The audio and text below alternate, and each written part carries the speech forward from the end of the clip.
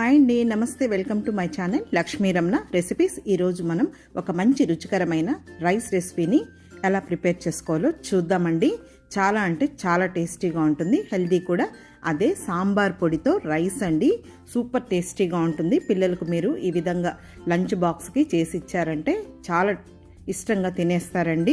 ఏం కర్రీస్ లేకపోయినా కూడా డైరెక్ట్గా తినచ్చు. కాబట్టి ఎలా తయారు చేసుకోవాలో చూసేద్దాం. ముందుగా స్టవ్ వెలిగించుకొని ప్యాన్ పెట్టుకొని ఒక 2 టేబుల్ స్పూన్లు నూనె వేసుకోవాలి. నూనె వేడెక్కిన తర్వాత 1/2 టీ స్పూన్ ఆవాలు, 1/2 టీ స్పూన్ మినపప్పు, 1/2 టీ స్పూన్ శనగపప్పు, ఒక 1/4 టీ స్పూన్ జీలకర్ర వేసేసుకొని మీడియం ఫ్లేమ్లో ఈ పోపు దినుసుల్ని మంచి కలర్ వచ్చే వరకు ఫ్రై చేసుకోవాలి. పోపు దినుసులు వేగిన తర్వాత ఒక పచ్చిమిరపకాయని చిన్న ముక్కలుగా కట్ చేసి వేసుకొని, అలాగే ఒక ఎండుమిరపకాయని కూడా తుంచి వేసేసుకొని, ఒక పెద్ద ఉల్లిపాయని చిన్న ముక్కలుగా కట్ చేసి వేసుకొని ఒక 2 నిమిషాలు ఫ్రై చేసుకున్న తర్వాత ఒక క్యారెట్ని పీల్ చేసేసుకొని చిన్న ముక్కలుగా కట్ చేసి వేసుకొని, అలాగే ఒక 2 టేబుల్ స్పూన్ల పచ్చి బఠానీలు, తర్వాత ఒక టేబుల్ స్పూన్ క్యాప్సికమ్ని చిన్న చిన్న ముక్కలుగా కట్ చేసి వేసుకోవాలి. ఇప్పుడు కొద్దిగా కరివేపాకు కూడా వేసేసుకొని మీడియం ఫ్లేమ్లో ఒక 2-3 నిమిషాలు ఈ కూరగాయ ముక్కల్ని ఫ్రై చేసేసుకోవాలి. ఇక్కడ నేను పచ్చి బఠానీలు, ఫ్రోజన్ బఠానీలు వాడానండి.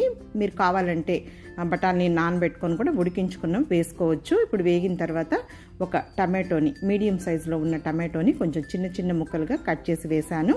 ఇంకా అవి లైట్గా వేగిన తర్వాత ఒక 1/2 టీ స్పూన్ పసుపు పొడి, ఒక 1/2 టీ స్పూన్ కారం పొడి, 1/2 టీ స్పూన్ ధనియాల పొడి వేసానండి. అలాగే రుచికి సరిపడా సాల్ట్ కూడా వేసేసుకొని ఇప్పుడు ఇదంతా కూడా 1 నిమిషం ఫ్రై చేసుకోవాలి. మనం సాంబార్ పొడి వేస్తాం కాబట్టి అందులో అన్ని స్పైసెస్ ఉంటాయి కాబట్టి కొద్దిగా వేసుకుంటే సరిపోతుంది. ఇప్పుడు ఇవంతా వేగిన తర్వాత ఒక మీడియం సైజ్ గ్లాసు నార్మల్ రైస్ని ముందుగానే ఉడికించి చల్లార్చి పెట్టానండి. అన్నం అనేది కొద్దిగా పొడి పొడిగా ఉంటే బాగుంటుంది ఇలాంటి రైస్ రెసిపీస్కి. ఇప్పుడు 1 టేబుల్ స్పూన్ సాంబార్ పొడి వేసానండి. మీ సాంబార్ పొడి మీకు ఇష్టమైన సాంబార్ పొడిని యూస్ చేసుకోవచ్చు. ఇక్కడైతే నేను ఎంటీఆర్ సాంబార్ పొడిని యూస్ చేశానండి. ఇంకా మీడియం ఫ్లేమ్లో ఇదంతా బాగా కలిపేసేసుకొని 1 నిమిషం ఫ్రై చేసుకుంటే సరిపోతుంది. ఇందులో నేను క్యారెట్, అలాగే పచ్చి బఠానీ, క్యాప్సికమ్ వేసాను కదా అండి. మీకు ఇష్టమైన వెజిటబుల్స్ని వేసుకోవచ్చు.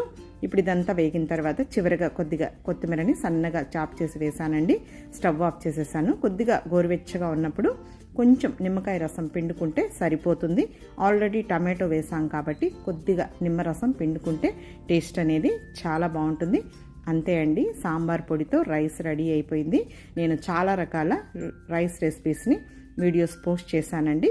ఒకసారి చూసి ట్రై చేయండి. ఇప్పుడు ఒక ప్లేట్లోకి ఈ సాంబార్ పొడి అన్నాన్ని డిష్ అవుట్ చేసేస్తున్నాను. లంచ్ బాక్స్కి అయితే చాలా బాగుంటుందండి. ఇందులో వెజిటబుల్స్ వేసాం కాబట్టి హెల్దీ.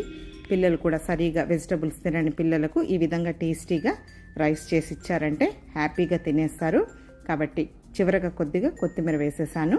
కాబట్టి మీరు కూడా ఒకసారి తప్పకుండా ఈ సాంబార్ పొడి అన్నాన్ని ట్రై చేసి మీ పిల్లలకి లంచ్ బాక్స్కి పెట్టి చూడండి. చాలా ఇష్టంగా తినేస్తారు. ఈ వీడియో మీకు నచ్చితే లైక్ చేయండి, షేర్ చేయండి. ఇంకొక మంచి వీడియోతో మళ్ళీ కలుద్దాం. నమస్తే అండి.